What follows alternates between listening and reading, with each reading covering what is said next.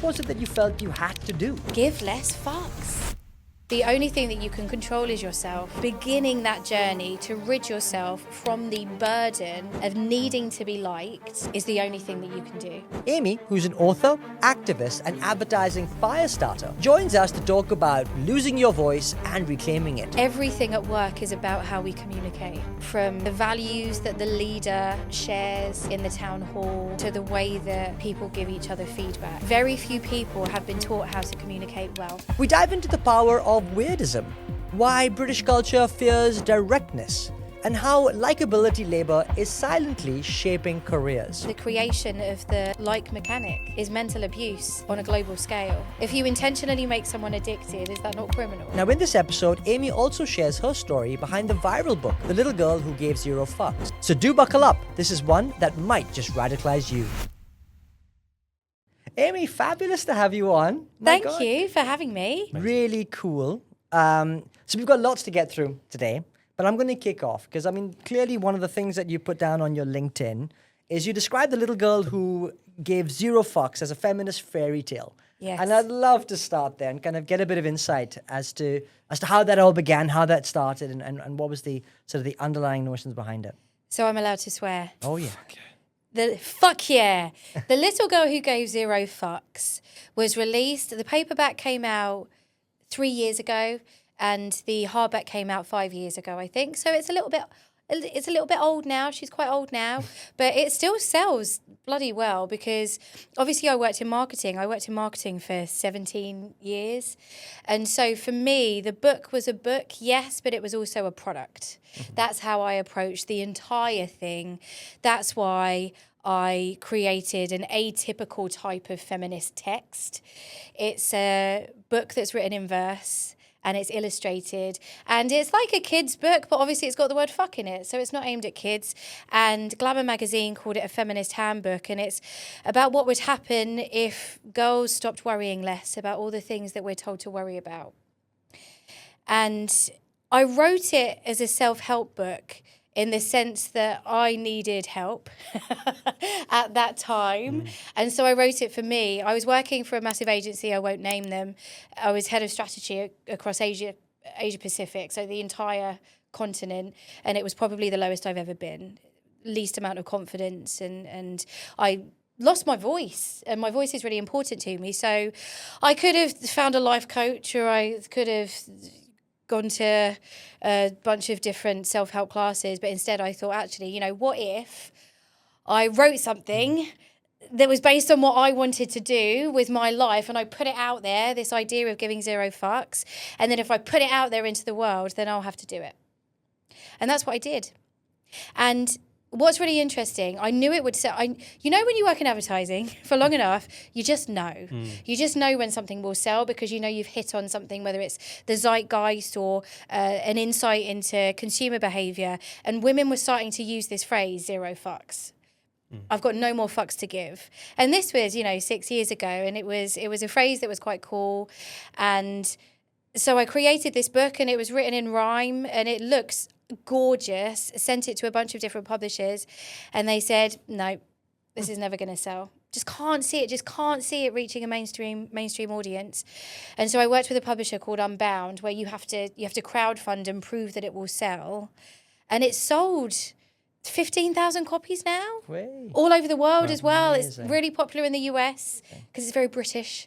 So the Yanks, can I call them Yanks? Yep. Love You it. have done, it's fine.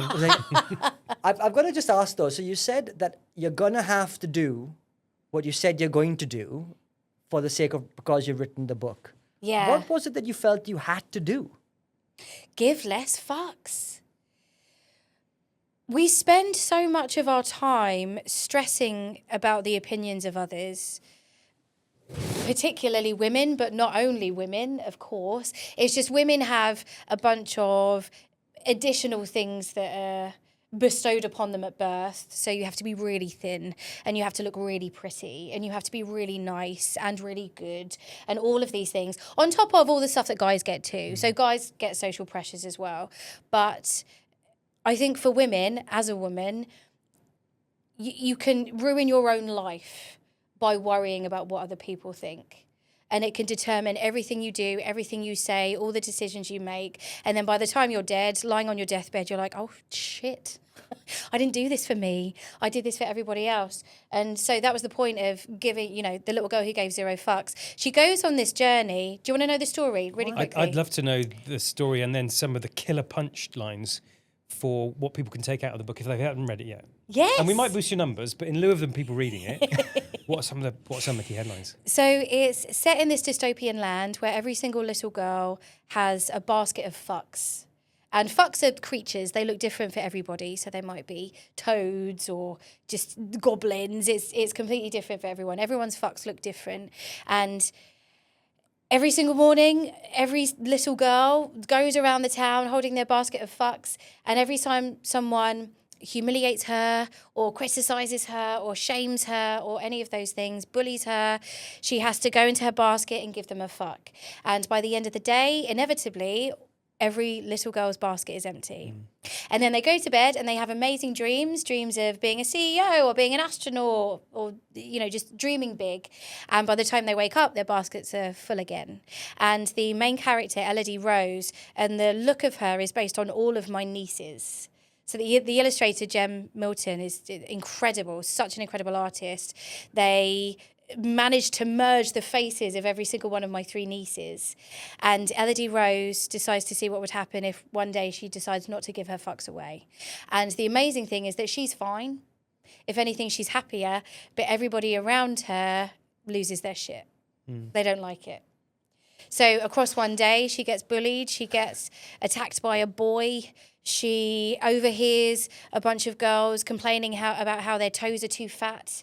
And normally she'd give them all a fuck, but she's decided not to. And she loves it. But everyone else stresses and despairs and cares about the little girl who gave 0 fucks. Wow. So this is a story about self-empowerment, and you're clearly so passionate. Can you trace back to the ignition point for you personally? Yeah. I think once you work, some people can go for their entire careers not seeing any injustice, not experiencing anything, any kind of bias. And it doesn't just have to be gender bias, racial bias, any kind of, classism. Some people can go through their entire career and they just don't see it. And that's beautiful. And I think there's lots of women who say, I'm not a feminist, I'm not an angry feminist. They've been lucky enough not to experience much in the way of the rampant inequality that we still have in society. But if you're unlucky enough to work in a really toxic environment that hurts you, decimates your confidence, and makes you second guess yourself and takes away your voice, once you see that, and it happened to me when I was working in Asia. It was a very male, very expat environment, and they were all just rampantly insecure, and that manifests itself in aggression. And so I was the only senior woman. I was head of strategy, but for the regional team, I was the only senior woman, and I got beaten down. And once you see that and experience that, you cannot ever unsee it. And everyone has an origin story, and everyone has a moment that radicalized them. Anyone that works in diversity has a moment that radicalized them, and that radicalized me. Yeah. And I use the word radicalized intentionally. Yeah. I will fight for equality, piss people off, have enemies for the rest of my life. But it's fine. But that's the cause. And so let's talk about likability, unlikability. I think you've showed data that 56% of women are labelled unlikable, 16% of men. So there's something intrinsic to our systemic in our society. So talk to us about likability, unlikability. Yeah, it's a really interesting. It's hit a nerve. This likability research. I run a learning and development company called Good Shout, and primarily we focus on people's voices, but we use our voices in lots of different ways. So we teach public speaking, but also how to listen. My God, that's a revelation. How to listen, how to give feedback, how to have difficult conversations, how to write at work, how to send good emails, how not to be passive aggressive, how to have empathy. All of those things we give training in. And one thing about women that I've noticed to the point that it upset me, so I felt like I had to study it. One thing that I've noticed with women, particularly in public speaking, is the extent to which they soften their voices. And sometimes it's making their voices cuter. And other times it's speaking up at the end of sentences all the time because you're asking for validation. Sometimes it's saying sorry 100 times a day, or saying, does that make sense, when you've said something that absolutely makes sense. Sometimes it's saying, oh, sorry, do you mind if you meet that deadline that I asked you to meet last week? All of those things that we soften ourselves. And often when I see women on panels and stuff, I train women to take part in panels, they caveat. It takes them ages to get to the point. They always say, oh, it's just my opinion. From my perspective, you know, they edit themselves, and all of these things are so gross to listen to. From a trainer's perspective, they're just annoying. So I decided to, and I know that it's about likability, so we decided to study the extent to which men and women shapeshift at work in order to be liked. Men do too, but for women, it's twice as much as men for the most part.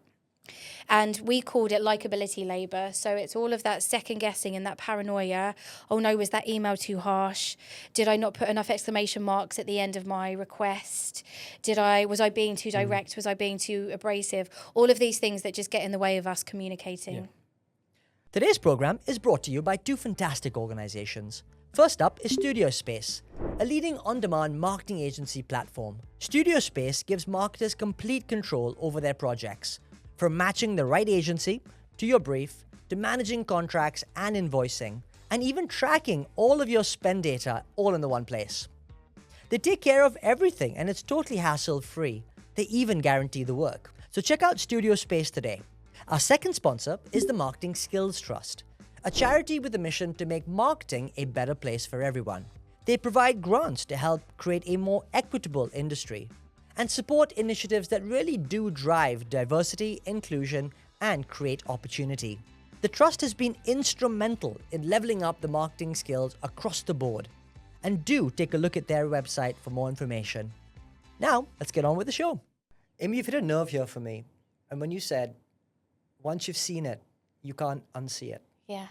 And I know the conversation is around women in the workplace and in life more generally, but as a mixed race guy, I kind of walk around and a little bit in the same ilk in guys. And I often have the gripe that I come to Mark with and kind of go, oh man, I just had this experience and this just happened to me. And I'm like, why? You know, why did it happen to me? And I start double guessing, triple guessing. Is it just coincidental, or is it just me? Is it the way I look? Is it the way I dress? What am I doing?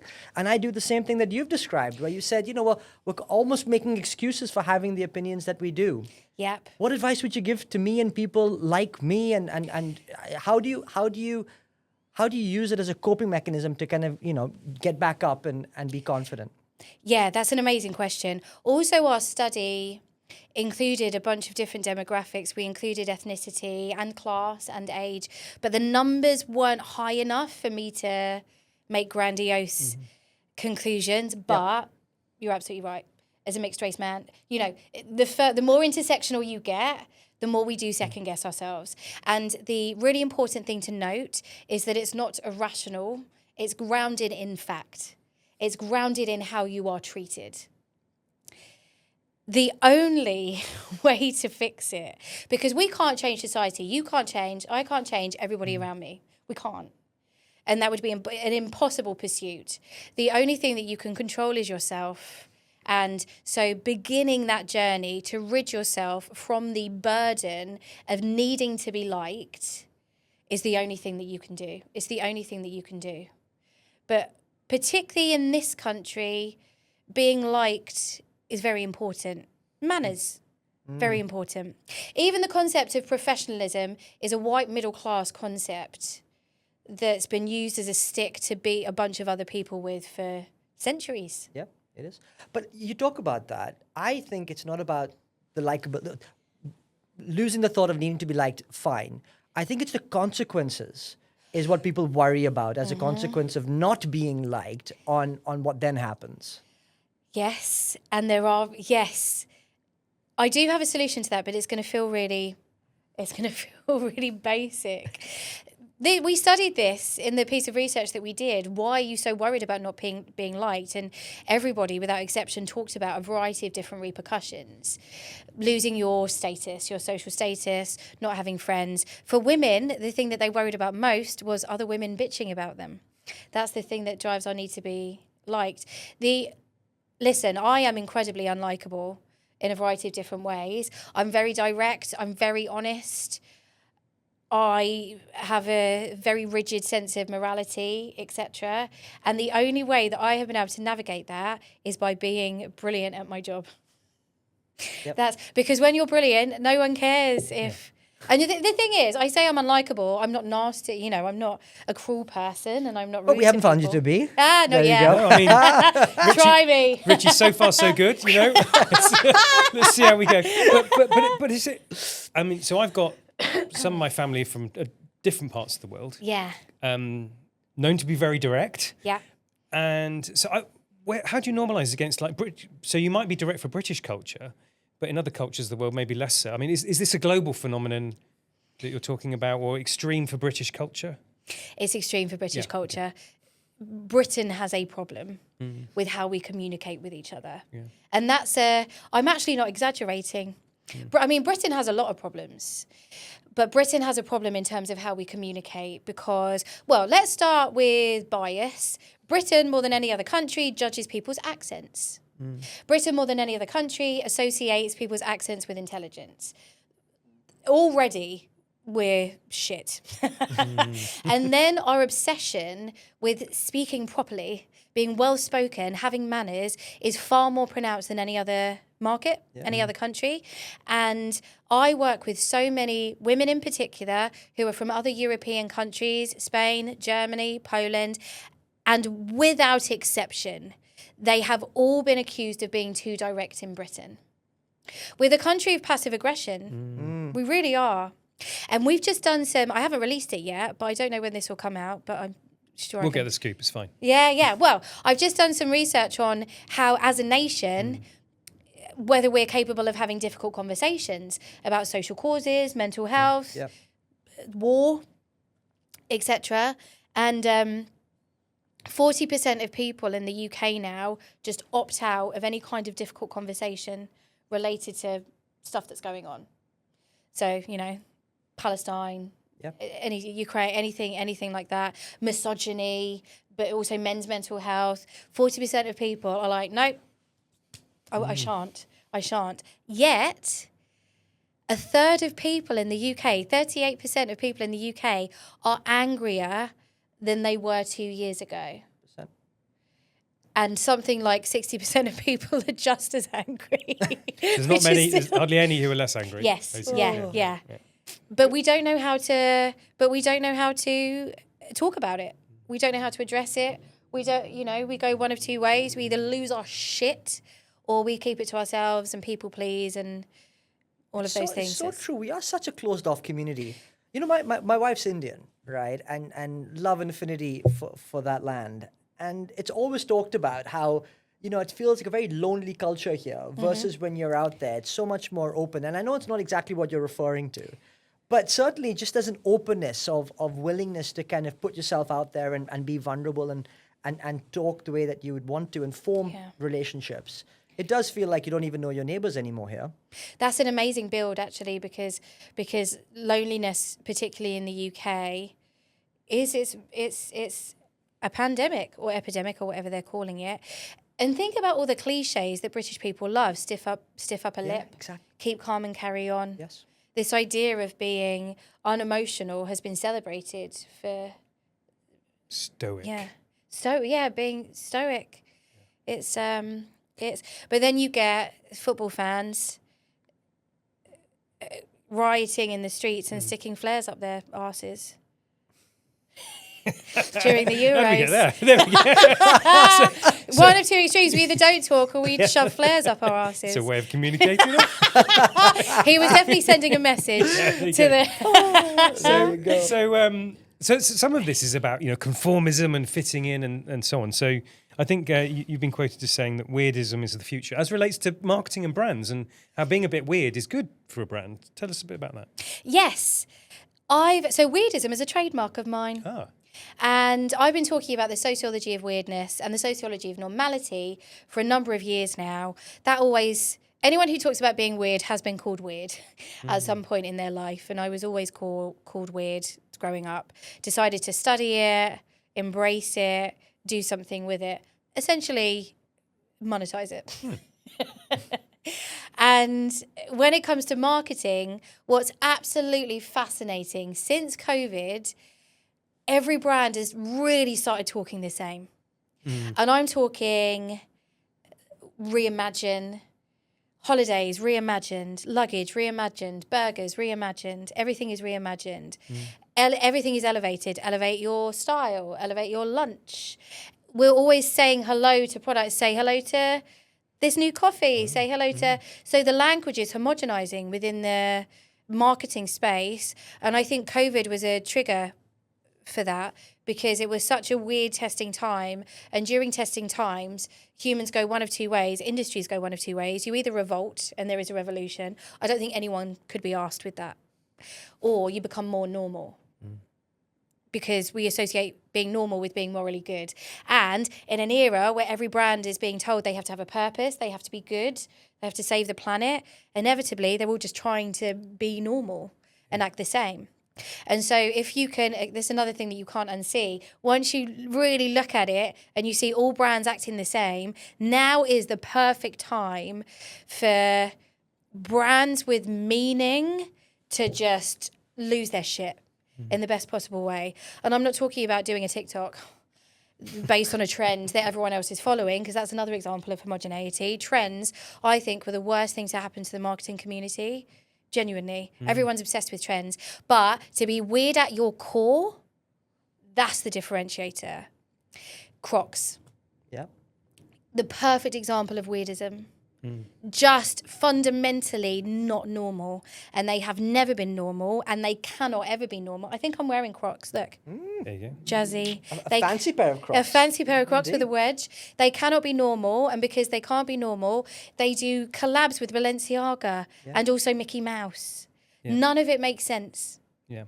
I rode the Croc wave at its peak, and then kept wearing them when they went, and then it caught up with me again. But we had Fernando Mercado on last week. Probably one of the most celebrated marketers ever, and he talked about the Mouldy Whopper.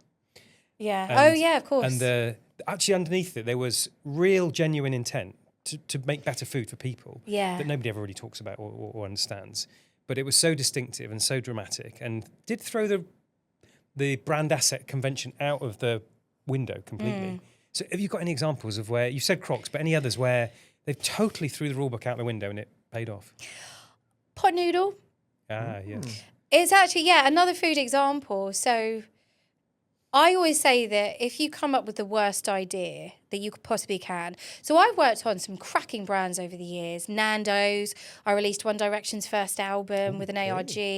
I put Clarks in the metaverse before any other brand was before people were even talking about the metaverse 10 years ago. Wow. So I've done some really weird ass stuff, plus some really serious stuff as well. HSBC was a client in Asia, and I did a lot of strategy for them. But I always say, if you want to be creative, come up with the worst idea, because there's going to be some genius in that, and you're going to find your weirdness there. Pot Noodle, I think it was last year, did an ad. They've always been a student brand, but they did an ad that was just someone going, being gross for 30 seconds. Yeah. And it was such a product truth. And it was so gross that it got complained about, which was obviously amazing. That's the shit I'm talking about. Being gross when everyone is obsessed with how they look. Yeah. So I've just got one follow-up then. So those precedents you talked about, metaverse and so on and so forth. What is it in your wiring that leads you to be at those bleeding edge points? Because a lot of people go their whole life and don't have, will have an original thought, but the fact that you've consistently found the bleeding edge, that's very interesting. Yeah. I think it's just a personality trait. It was really interesting. For my entire career, I never had a job that had already existed. So in every single place that I worked at, I wrote my own job description. I created my own job. I worked at, the Internet Advertising Bureau, the IAB. That was my first job when it only just started, and the internet was crap. So we had to, this was years and years ago, we had to promote the internet. Maybe 20 years ago now. So that, I think, because it was so exciting, I was there when Google launched and when MySpace launched, and we were working it out and trying to help brands navigate it too. You probably spoke to Guy Phillipson. He was my boss at, no? Maybe he has. Wow. Maybe we will. Maybe we should. Exactly. No, he There we was are. the chief executive of the IAB and managed to make the internet less grubby in the marketing. I think he should be credited for turning the internet into a marketing medium. Story there. Yeah. So I worked there, and it was so exciting seeing all of this stuff emerge. And then I wrote my job description when I was director of social media for Havas. I wrote my job description when I was head of futures for the global Havas group. I wrote my job description when I was the head of strategy and insights in Asia. Like I always, I guess it's because, I don't know. There probably is some neurodiversity there, to be honest, but I shall always be ignorant about that. What is neurotypicality? We did agree on anything on that. Yeah. I do love the thought though that you write your own job descriptions and find your own jobs. I mean, I think that's the perfect sort of way in which to run your career because you're always in control. Yes. And I love that thought. By the way, just on the previous thought about pot noodle, my favorite is Bombay Bad Boy. I'm from Bombay, so there you go. My best man was brand manager for Pot Noodle when he started his career. Oh. I mean, a lot of fun. And he did where the lettuces fight the burgers outside the pub. I mean, what a script. there you go. Yeah. But beyond that, actually, I had a gulp moment. So I was doing the research for this over the weekend, and I was going through some of your social posts, and one of them came up where you said, you never meet your heroes, and it was Alan de Botton. Alan de Botton, yeah. And actually, the gulp moment came when you talked about his advice, which is, we all think too much of ourselves, and I kind of went, oh geez, let me not fall into that trap again. But it's really relevant, I think, for people hearing this, because I think everyone has this sort of guise at the moment where it's people talk about personal brand, they need to be visible and they need to be out there, and then it gets to clicks and likes and comments, and I'd love to get your take on this as to, what you actually were saying, that then you always start by saying, we're all fools, preoccupied in our own importance, and I love that thinking. We are. Sociologically, let me start at the beginning. About 5 years ago, I accidentally went on a Buddhist retreat in Sri Lanka. Turn left rather than right. Yeah. In Sri Lanka, ended up in Sri Lanka, and I didn't know it was a Buddhist retreat. I just thought it was a retreat. But that was the most profound experience. Oh God, it was such a white woman thing to say. It was the most profound experience. I did yoga, but it was a really profound experience because I didn't know much about Buddhism, and I spent the 2 weeks that I was there really, really, really, really learning, and haven't stopped learning, by the way. But I was working in advertising at the time, and I was on this retreat because I was so stressed. Pitch after pitch after pitch, and obviously pitches are hideous.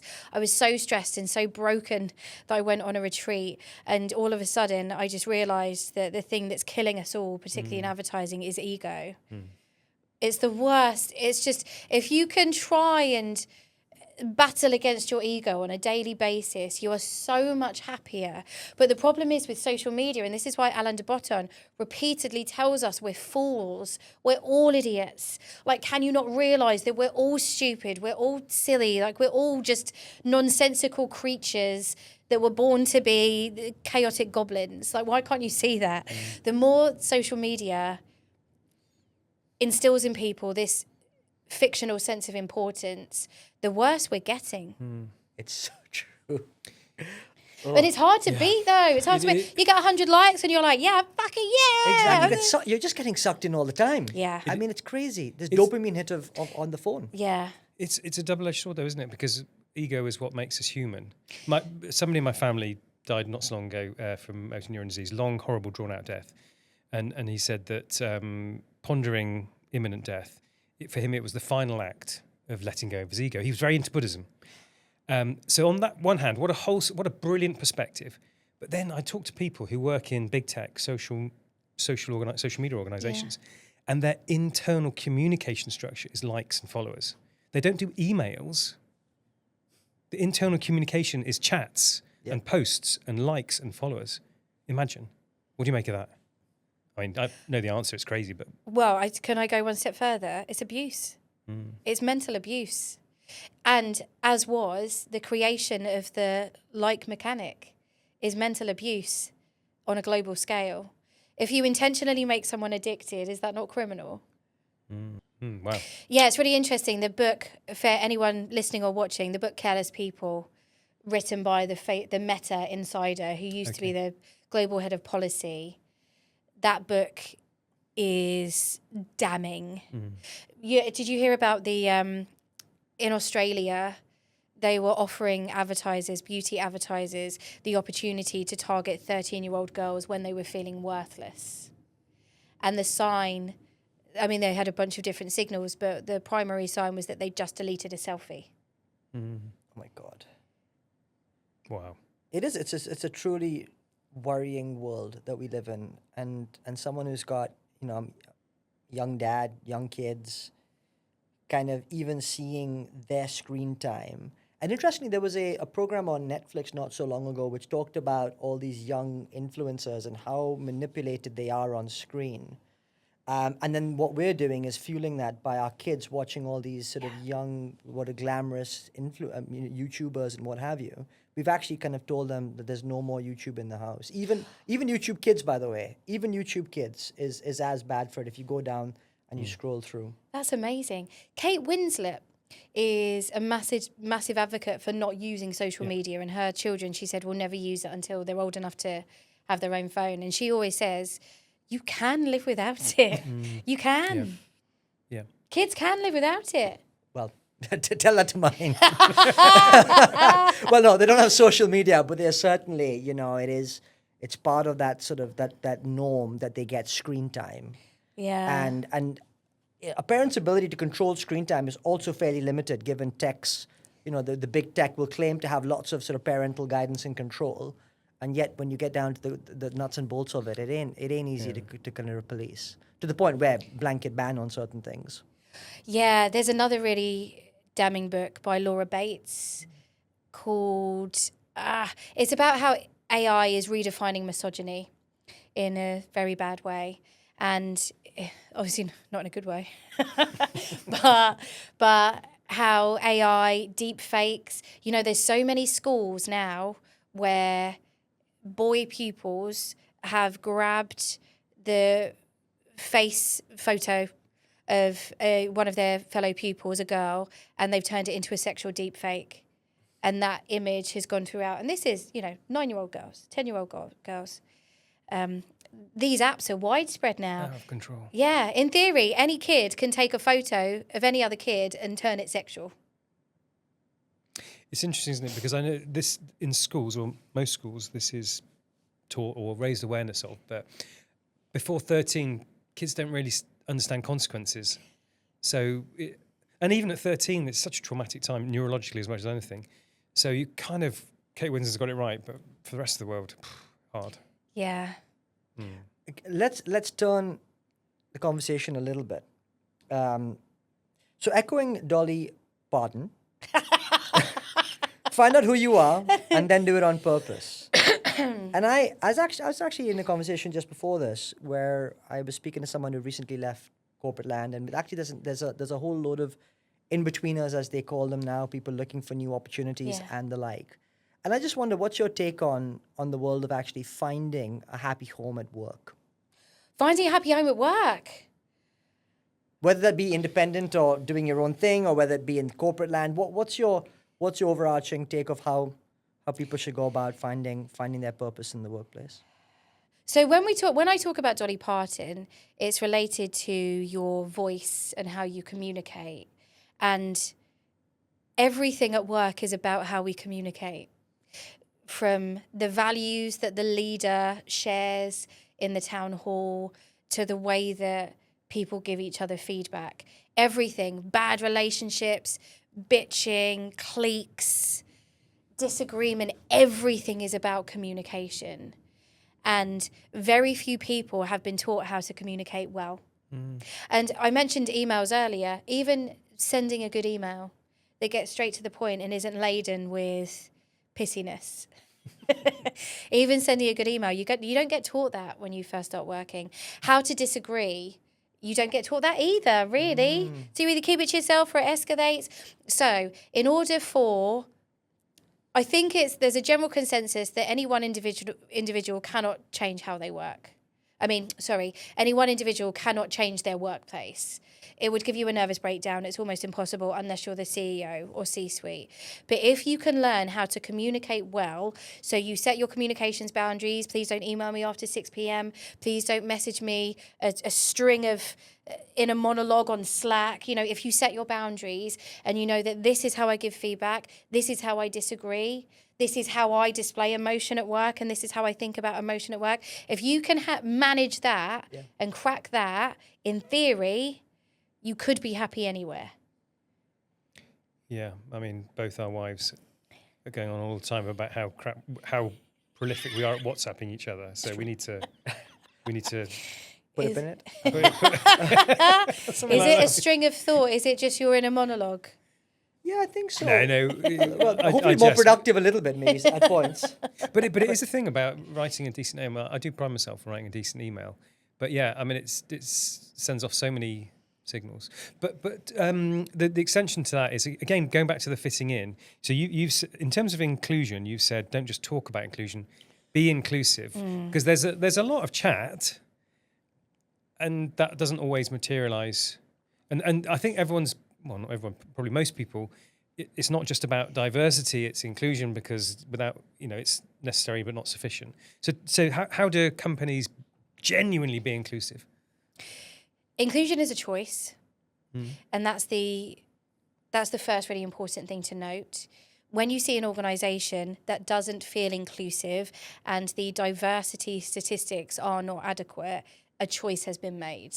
And that's the elephant in the room, really. I'll talk really quickly about, it was a non-profit that I created maybe 6 years ago with some ad industry peers, James Watley, Nikki Kemp. The name of the other person escapes me. Seb Joseph, who's a journalist for DigiDay. We created a diversity entity called DICE, which stands for Diversity and Inclusion at Conferences and Events.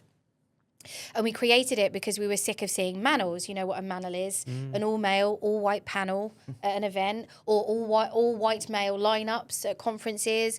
We were sick of seeing those because they were still quite common, but we didn't want to have the conversation forever. So it was a quick thing. Let's try and genuinely fix this rather than raising our own profile.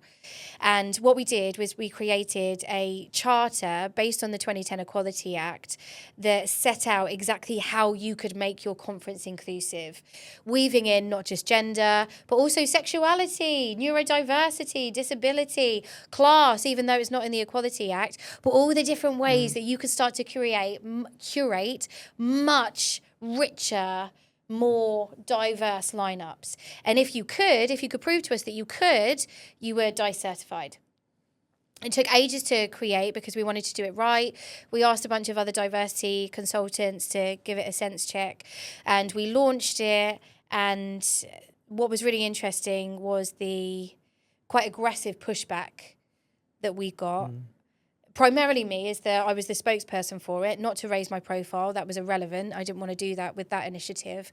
But because I was called a bully for trying to instill this sense of inclusion in industry events. And the thing is, with industry events, that stage is supposed to represent the industry. It's supposed to represent the future. If you look up and you're like, I cannot see anyone like me, you don't feel included. So I got called a bully. I got loads of hate mail.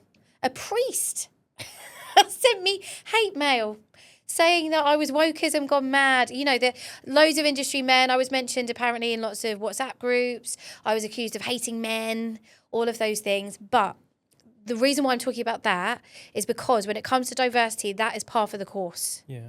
You will, if you're making the choice to be inclusive, there's going to be some people that you piss off. Otherwise, the change would have happened already. And, I mean, look around you. Can you see any manuals now? Nope. Have you seen any manuals recently? Do you see any at Kean? Well, no, but when they do happen occasionally, somebody is an oversight or something, then it really gets noticed. Yeah. So maybe the job's not fully done, but yeah. But close. And it worked. It worked. None of us were trying to raise our profile. None of us were using it as a brand building exercise. Yeah. It was focused on accountability and results. So you do this, you get this. Yeah. You get to talk about it. It was painfully unpopular, but that is what diversity work should be. So you're tireless. I mean, it's where do you get the energy? How do you? I don't think you're too fussed about the concept of overall balance necessarily. Tell us a bit about the energy, the drive, the motivation, and how you do it all. I think I am one of those people, gosh, we could go back to childhood with this. I'm just one of those people that's driven by achievement and results. Yeah. And I always need to have something that I am going to achieve at any given time. And that could be getting rid of manuals, or it could be, I just held a conference in a church for 300 women and some men and some children, actually, called the Unlikable Woman Summit, which was based on the research that I talked about earlier. But that was based on my frustrations with so many women just hating the fact that they're called direct and they're called abrasive when they're not. They're just, so sometimes they're autistic, honestly, but they're Polish, you know? But I created this summit because I was sick of just moaning about it. You know, we do this in social media. So I created a summit for 300 women to say, you know what, it's okay. And that, again, I couldn't just moan about it. I had to do something. And when you get this sense of achievement and the sense of pride from doing the thing, I think that's quite hard to shift. Yeah. Amy, I think related to both the points about what you described before with the manuals and then indeed, you know, how the perception of women are. One of the TED Talks that you put out there, and another one's coming out soon, is around the role of gravitas. And the funny thing or interesting thing is you say, and perhaps in sort of at the moment quite self-deprecating because you said, well, where's my gravitas? You've got it in oodle. I mean, my God, you've got amazing gravitas. But the broader point being is you did that little study where you looked at different AI components and you found, and you went to the AI for definitions of what gravitas is, and you found some alarming things. And I wonder if you could elaborate a little bit on that. You see my talk, yes. There we are. At least there's one. No, there's thousands, by the way. Gravitas is such a weird word. It was always recruitment consultants as well. Not always, but for the most part, who always said that I lacked gravitas, but they could never quite define what that means. And when you're defined in terms of what you're not, that's really hard to get your head around, because you're like, well, what do I do then? Because what should I be? Can you help? And no one could help. So I did a TED Talk, TED Shoreditch, called Gravitas is a Work of Fiction, because I used an AI tool to visualize what gravitas should look like at work. So I just said, give me a picture of gravitas at work. It's always a really tall dude in a suit. Always. Show me a picture of a CEO with gravitas giving a speech. It's a man with big hands giving a speech. And there's a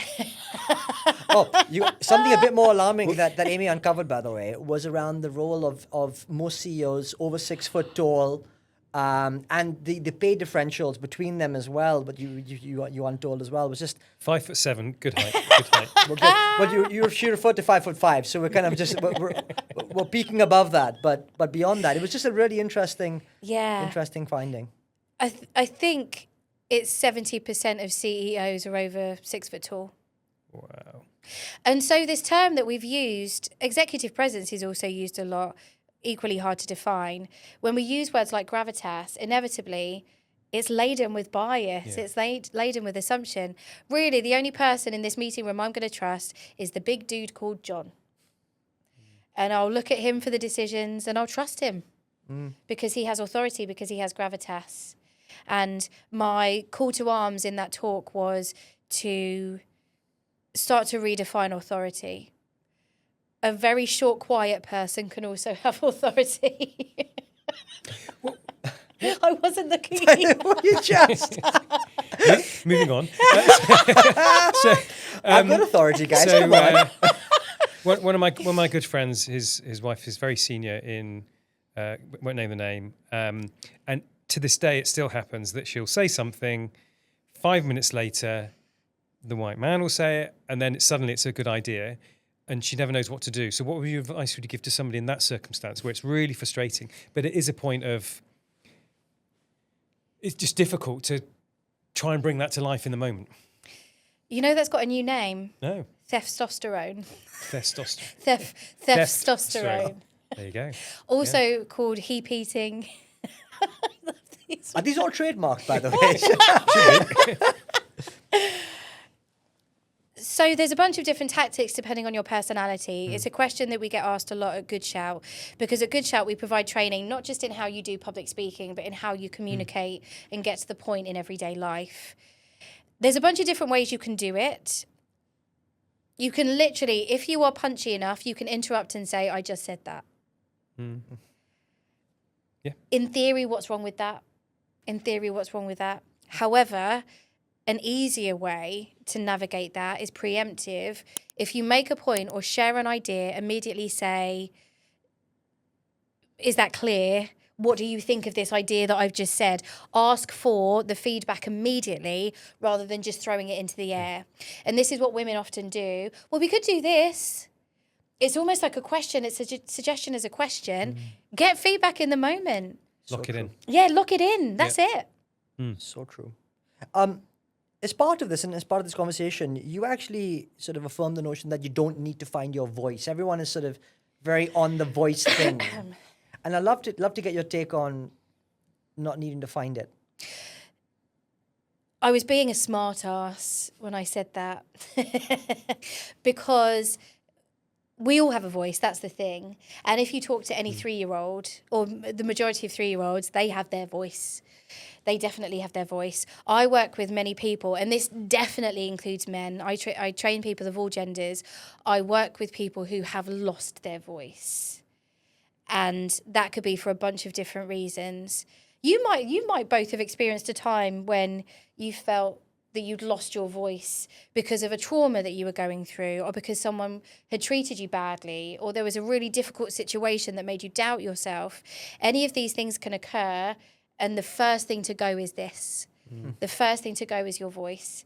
And so no one needs to find that their voice. I find that increasingly patronizing when people say it, but you do need to relocate it occasionally. And even with confidence, it's the easiest thing to lose, but bloody hard to regain.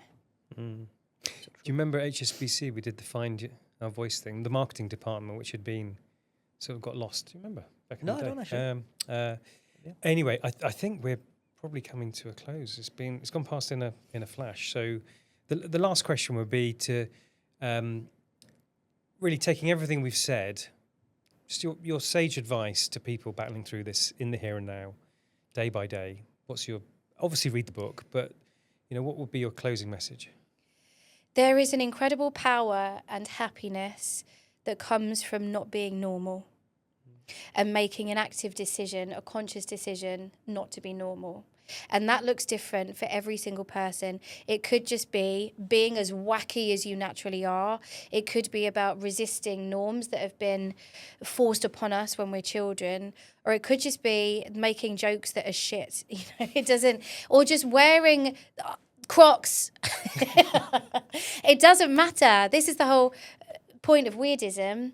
If you decide to say, you know what, all of this is fiction and none of it matters really, as long as I'm a nice person and I continue to make money to feed my family, not being normal is probably the most empowering thing you can do. Very good. What Thank a you, Amy. session.